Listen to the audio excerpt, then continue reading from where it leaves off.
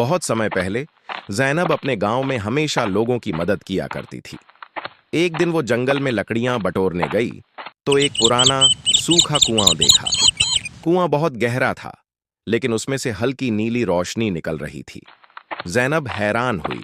उसने पास जाकर झांका तो एक आवाज आई, ओई बच्ची, क्या तू मेरी मदद करेगी? जैनब घबराई नहीं। उसने कहा, कौन हो तुम? आवाज आई, मैं इस कुएं में कैद एक जादूगर हूं, लेकिन मैं बुरा नहीं हूं। अगर तू मेरी मदद करेगी तो मैं तुझे इनाम दूंगा। जैनब सोच में पड़ गई। फिर बोली, अगर तुम सच में अच्छे हो तो मैं मदद करूंगी, लेकिन किसी को नुकसान नहीं होना चाहिए। जैसे ही जैनब ने कुएं के पास पड़ी एक पत्थर की पट्टी हटाई, एक तेज नीली रोशनी फैली और एक बूढ़ा जादूगर बाहर आया। उसने हाथ जोड़कर कहा, धन्यवाद बच्ची, अब मैं आजाद हूं। ये लो, यह एक जादुई पत्थर है। इससे जो भी पानी को छुएगा वह पानी सोना बन जाएगा। जैनब हैरान हुई, लेकिन उसने सोचा, अगर यह पत्थर गांव वालों के हाथ लग गया तो वे आपस में लड़ने लगेंगे।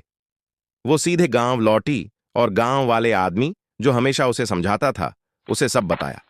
गांव वाला पहले तो डर गया, फिर बोला, बेटी, ये पत्थर जितना कीमती है उतना ही खतरनाक भी है। इसका इस्तेमाल सोच समझकर करना होगा। तभी गांव में कुछ लोगों को बात पता चली और वे जैनब से वो पत्थर मांगने लगे। लेकिन जैनब ने कहा, अगर आप सब ये वादा करो कि इसका इस्तेमाल जरूरतमंदों की मदद के लिए करोगे, तभी ये पत्थर गांव का होगा। गांव वाले सोच में पड़ गए। धीरे धीरे सब मान गए। फिर क्या था? उस पत्थर से थोड़ा पानी लिया गया और गांव के कुएं में डाला गया। अब जब भी कोई जरूरतमंद गांव आता, गांव वाले उसे सोने की एक बूंद देते। लेकिन किसी ने भी लालच नहीं किया। जादूगर कभी कभी आकर देखता और मुस्कुराता, जैनब, तूने जादू को इंसानियत से बड़ा बना दिया। और इस तरह जैनब और गांव वालों ने मिलकर जादू का सही इस्तेमाल किया, दूसरों की भलाई के लिए। सीख, सच्चा जादू वो होता है जो दिलों को जोड़ दे और किसी का भला करे। ये क्या तुमने अभी तक सब्सक्राइब नहीं किया? सब्सक्राइब कर दो, लाइक भी कर दो।